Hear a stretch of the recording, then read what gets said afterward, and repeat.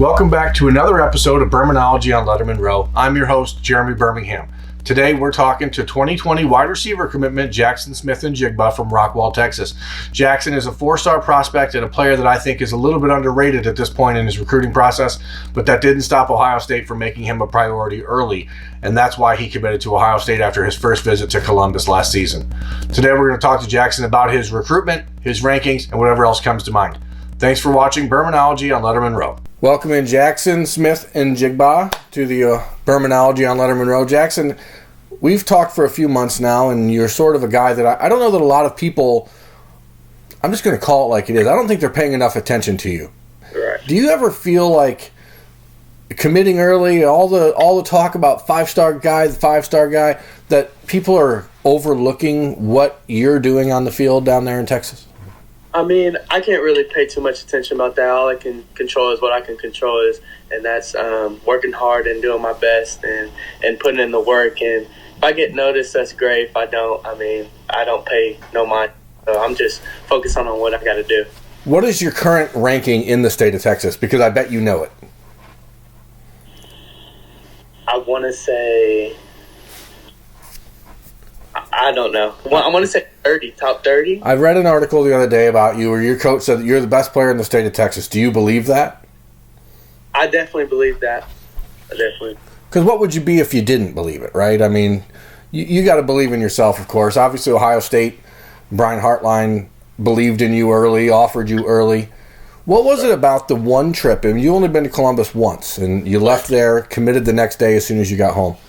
What was it about that visit, about what Ohio State did during that trip, or overall just being in Columbus that sold you on the idea of being a Buckeye? Well, ever since they recruited me, ever since they offered me, it's just been all love from them and all love from the fans and support. They were always calling me, and they told me that I'm the top guy on their list, and they really want me. And no other coaching staff showed me the support that they did, and that just showed a lot. And I knew I just wanted to be a Buckeye. When you're in recruiting, and a lot of fans and readers and Twitter followers and stuff like that, they only see the glitz and the glamour side of the recruitment. They see you on the visits. They see where you're going. How hard is it for a young guy like yourself to hear from so many different coaches and have so many different people filling your head up with, in a lot of times, garbage to right. basically sell you a story? How do you differentiate between what's real, what's not? And what was it that Ohio State was able to illustrate, or how were they able to illustrate that it was real? I mean, they just didn't wait on nobody. They were on their time. They see me, they liked me, they offered me, and they made me a top on their list. Like I said, a lot of the other schools waited on other schools to offer me and see what others liked about me. Ohio State didn't do. They jumped on board and told me what they liked, and they didn't wait on anybody. You are one of the true first commitments for Brian Hartline, as a guy that he chased down himself. He identified, he recruited. There was no crossover from previous staff. What is it about Coach Hartline that you find appealing as a player, that you think, hey, this is why I want to go play for this guy. This is what he's going to do for me?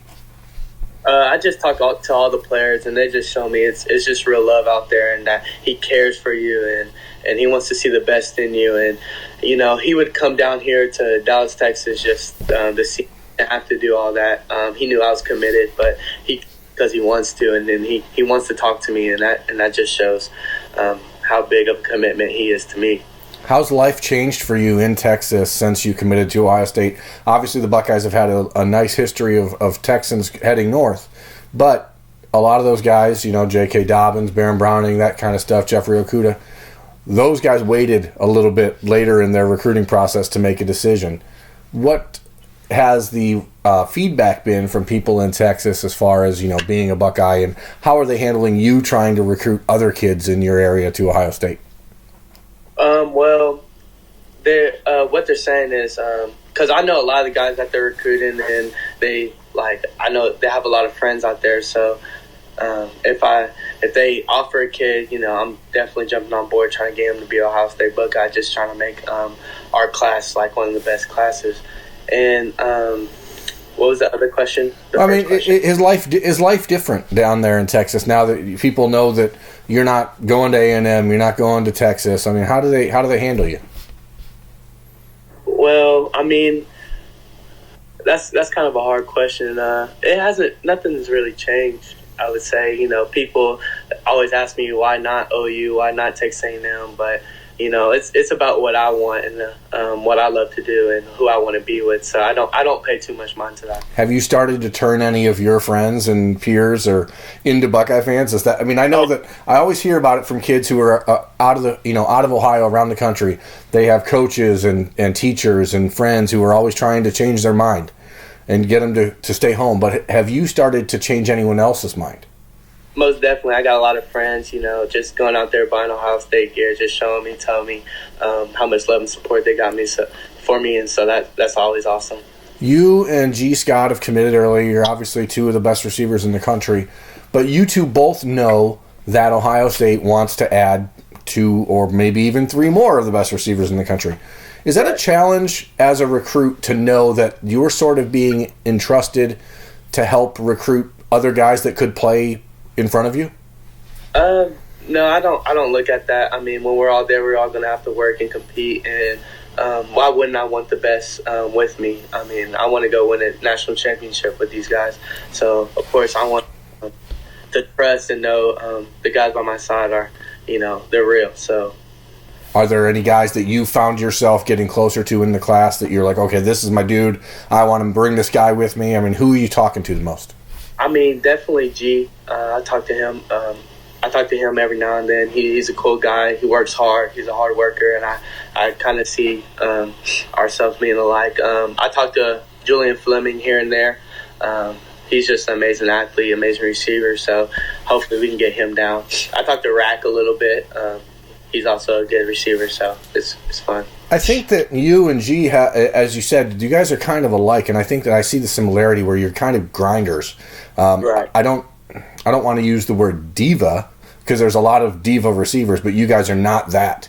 Yeah. Is that something that Ohio State, is that one of the reasons why you've seen them sort of move towards you guys, players like yourself that are more physical, hardworking guys, and because you've seen what Johnny Dixon and Paris Campbell and Terry McLaurin have done?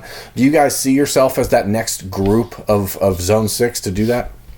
Yeah, I definitely talked to Coach Hartline, and he's like, divas, I guess, pretty boys. I mean, he don't really want that. He just want guys that come in here, hard workers and trying to do their job and trying to get on the field.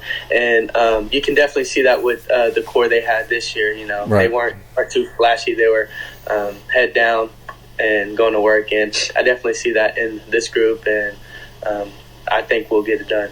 What's been the biggest benefit for you of committing early? What have you seen as the best? How's that helped you the most? I mean, I can just relax. I know where I'm going. I know where I'm going, and I don't have to worry about everything because a lot's still a lot's coming in and drama and stuff like that. But I don't really have to worry about that, so it's good. What other schools are still trying to pull you away from the Buckeyes at this point? Right now, the most I would say A&M, Baylor, Notre Dame, and OU. Okay. And you got your next visit to Ohio State planned coming up, right? Yes, sir. When are you heading back to campus? I'll be down there spring game, April 13th, all weekend. What is the value of that trip for you, Jack Miller, guys from around the country who are coming in that weekend? How do you make that weekend the most beneficial as a group? Like, what do you have to do together? I mean, we're just going to spend as much time as we can together at the facility, off campus, just getting to know these guys. And, I know Coach Hartline, he has a lot of recruits there, so he's going to be working on them. So I don't need a lot of attention. I'm just probably going to be helping recruiting and stuff like that. Is there a restaurant or anything that you went to on your first visit that you're like, oh, I got to get back there? There's this chicken place down in Columbus, down in the city. I can't remember what it's called, but it was really good. I mean, it's like it wasn't Raising Cane's or anything crazy. It was like a real like Southern Comfort or something like that. I think I know what you're talking about. It's good food. Yeah. What do Buckeye fans need to know about you, Jaxon? What do they need to know that they don't know? I'm not really a talker. I don't talk a lot. I'm just, I just put my head down and work. I'm a leader, and I know what I need to do to get to the next level and be successful. When you head off to college in a year, are you planning on enrolling early? Yes, I'll be there in December. What is the one thing about Texas that you're going to miss the most? Probably the weather, to be honest, and my family, of course. So, is there a home cooked meal that you're like, oh man, I'm not going to have this every week? Or my dad's steak is pretty good. Not gonna lie. What cut of steak? Like, are you a porterhouse guy? Or are you a sirloin guy? What are you? Ribeye guy. And how do you want it cooked? Medium. Medium. All right. So you are a tough guy. You're not one of those guys who want a steak well done. If you ever meet somebody who wants a steak well done, don't be their friend. It's the only advice I can give you. I'm not here to give you advice, but if you meet somebody who asks for a steak well done, send them in a different direction, because it's not someone you need to know. Jaxon, I appreciate you taking some time and joining us on the show. It's I know you're busy with everything and going on, and we'll see you at the spring game. And if there's anything you ever need, don't be afraid to reach out to Lettermen Row. We're here to help, and we want to make sure that we thank you for joining Birminology, and I'm sure our readers will say the same. So thanks so much for joining us.